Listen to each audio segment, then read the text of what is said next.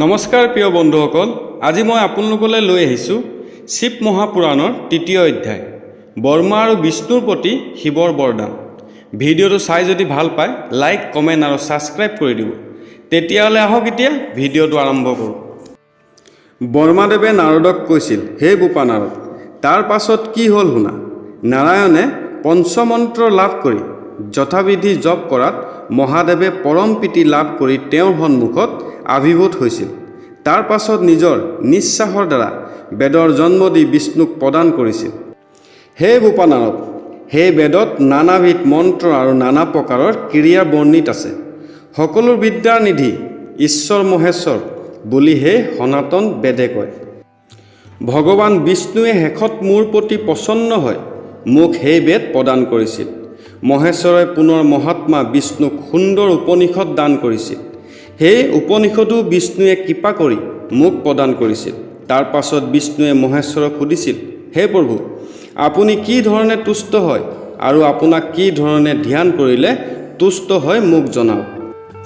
বিষ্ণুৰ কথা শুনি পঞ্চাননে কৈছিল, হে বিষ্ণু, মোৰ এই লিংগ সদায় সবাৰো পূজ্য হ'ব। এতিয়া তুমি মোৰ লিংগ যি ৰূপ দৰ্শন কৰিলা আৰু মোৰ আন যি ৰূপ দৰ্শন কৰিলা সেই ৰূপ ধ্যান কৰিলেই মই তুষ্ট হওঁ। মোৰ লিংগ ৰূপ পূজা কৰিলে পূজা কৰোতাক অভিলাষী ফলদান কৰোঁ।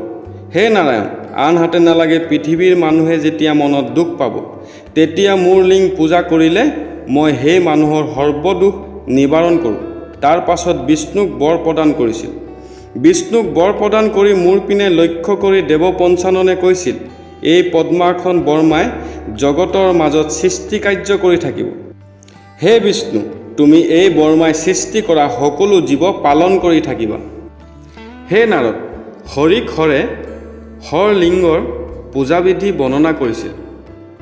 সেই বিধিমতে শিৱলিংগ পূজা কৰিলে মহাদেৱে পূজা কৰোঁতাৰ অভিলাষী ফল প্ৰদান কৰে।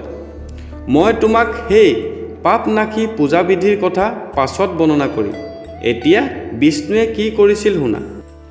বিষ্ণুৱে মহাদেৱৰ কথা এনেদৰে শ্ৰৱণ কৰিছিল, হে একাক্ষ ৰূপ, হে আত্মাৰূপী, হে অকাৰ আৰু উকাৰ স্বৰূপ, হে আদিদেৱ, মই আপোনাক ভক্তিভাৱে প্ৰণাম কৰিলোঁ। মই তোমাক পবিত্ৰ মনেৰে সদায় ধ্যান কৰিম। তৃতীয় ম কাৰাত্মাক পৰমাত্মাক হৰ আপুনি জলৰূপী, আপোনাক সদায় জলৰ দ্বাৰা পূজা কৰিম।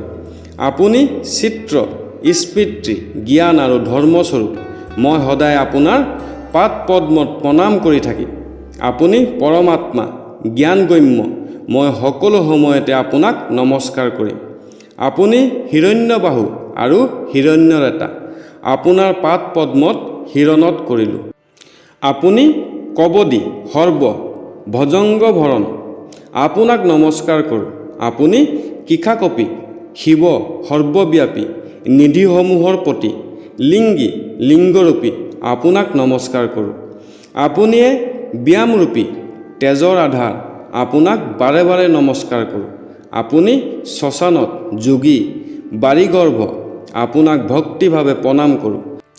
আপুনি ত্ৰিকালস্থাৰী বৰিষ্ঠ, সৰ্বজ্ঞান, ওংকাৰৰূপী, ঋষি, স্বামী আৰু বিষ্ণু, আপোনাৰ পাদ পদ্মত সভক্তিৰে বাৰে বাৰে নমস্কাৰ কৰোঁ।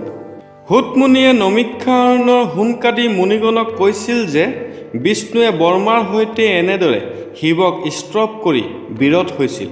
পৰম পবিত্ৰ সৰ্বপাপ বিনাশন এই স্তৱ পাঠ কৰিলে নাইবা ভক্তিভাৱে শ্ৰৱণ কৰিলে মানুহে সহজে ব্ৰহ্মলোকলৈ গমন কৰিব পাৰে।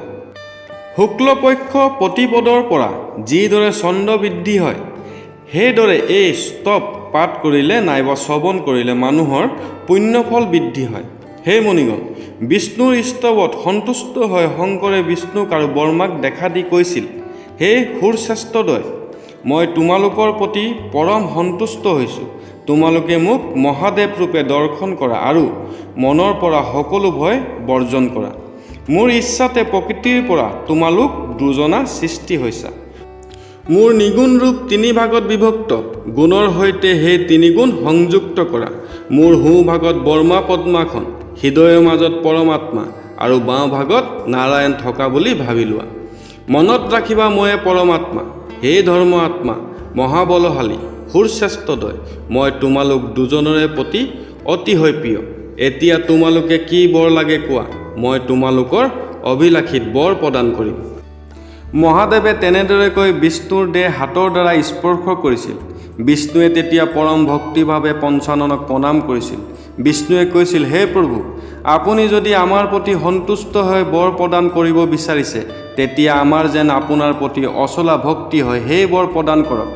সেই কথা শুনা দেৱ পঞ্চাননে বৰ্মা আৰু বিষ্ণুক কৈছিল, হে বৰ্মা, হে বিষ্ণু, মোৰ কাৰ্য পালনৰ বাবে মই তোমালোক দুজনাক সৃজন কৰিলোঁ। যেতিয়া তোমালোকে যি প্ৰাৰ্থনা কৰিলা তাকেই প্ৰদান কৰিলোঁ। তেতিয়া বিষ্ণুৱে নতজানু হৈ মহেশ্বৰক প্ৰণাম কৰি মৃদুস্থুৰে কৈছিল, হে দেৱ পৰমেশ্বৰ, হে ওমকাৰাত্মাক, আমাৰ বিবাদো মংগলজনক বুলি ধৰি ল'লোঁ। কাৰণ বৰ্মা আৰু মোৰ মাজত বিবাদ আৰম্ভ নোহোৱাহেঁতেন আপুনি আমাক দেখা নিদিলেহেঁতেন। বিষ্ণুৰ সেই কথা শুনি মৃদু হাঁহি মাৰি তোমালোক দুজনাৰ মোৰ প্ৰতি দৃঢ় ভক্তি হওক। মোৰ পাৰ্থিৱ মূৰ্তি নিৰ্মাণ কৰি পৰম ভক্তিভাৱে সেৱা কৰিলে তোমালোকে পৰম সুখ লাভ কৰিব পাৰিবা বুলিছিল। তাৰ পাছত দুখ হৰণকাৰী মহাদেৱে তেওঁৰ পূজাবিধি আৰু ধৰ্মৰ কথা কৈছিল। বৰ্মা আৰু বিষ্ণুক মহাদেৱে নিজৰ ইচ্ছাৰে বহু বৰ প্ৰদান কৰিছিল। তাৰ পাছত কৈছিল, মই স্বভাৱত নিগুণ যদিও সৃষ্টি, স্থিতি আৰু বিনাশ কৰিবলৈ ত্ৰিভাগত বিভক্ত হৈছোঁ। মোৰ তিনিভাগেই হৈছে বৰ্মা, বিষ্ণু আৰু হৰ। ইয়াৰ পাছত মোৰ শৰীৰৰ পৰা ৰুদ্ৰ নামৰ আৰু এজন জন্ম হ'ব। মোৰ অংগৰ পৰা সেই ৰুদ্ৰ জন্ম হ'লেই সেইজনে বৰ্মাই ক্ৰোধত কুণ্ডন কৰাৰ সময়ত তেওঁৰ ভুকুটিৰ প্ৰভাৱত ৰুদ্ৰৰ জন্ম দিম। সেইজনৰ তেজ আৰু সামৰ্থ্য মোতকৈ কম নহ'ব। তেওঁ আৰু মোৰ মাজত কোনো পাৰ্থক্য নাথাকিব। পূজাতিৰ বিধানো মোৰ পূজা কৰা ধৰণৰ হ'ব।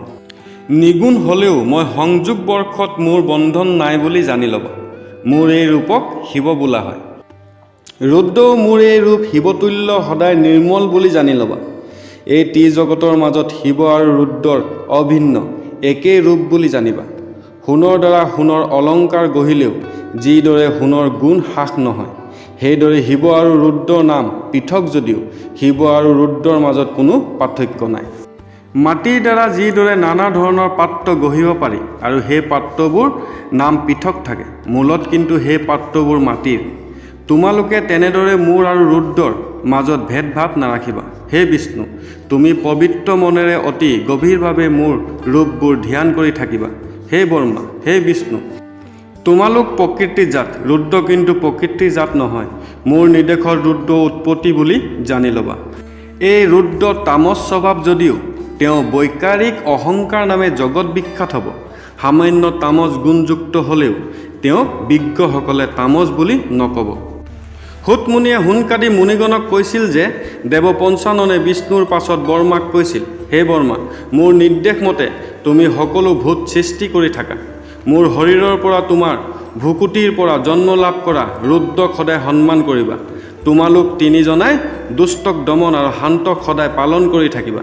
হে বৰ্মা, হে বিষ্ণু, তোমালোক দুয়ো জ্ঞান আৰু বিজ্ঞানেৰে পৰিপূৰ্ণ হৈ লৌকিক অনুষ্ঠান কৰি থাকিবা। হে বিষ্ণু, মোৰ দৰ্শন কৰিলে যি ফল লাভ হ'ব, তোমাক দৰ্শন কৰিলেও সেই ফল লাভ হ'ব। তোমাক আৰু মোক যিয়ে ভেদভাৱ নকৰিব তেওঁৱে মোৰ প্ৰিয় হ'ব। সুতমুনিয়ে সোণকাদি মুনিগণক কৈছিল যে যি মানুহে সোণ ৰূপ নাইবা মাটিৰ দ্বাৰা শিৱলিংগ নিৰ্মাণ কৰি পূজা কৰিব, সেই মানুহে পৰম পদ লাভ কৰিব পাৰিব বুলি শিৱই বৰ্মা আৰু বিষ্ণুক জনাই সেই স্থানৰ পৰা অন্তৰ্ধান হৈছিল। তৃতীয় অধ্যায় সমাপ্ত। বন্ধুসকল, পৰৱৰ্তী ভিডিঅ'ত চতুৰ্থ অধ্যায় লৈ অহা প্ৰতিশ্ৰুতিৰে আজিলৈ আহিলোঁ। ধন্যবাদ।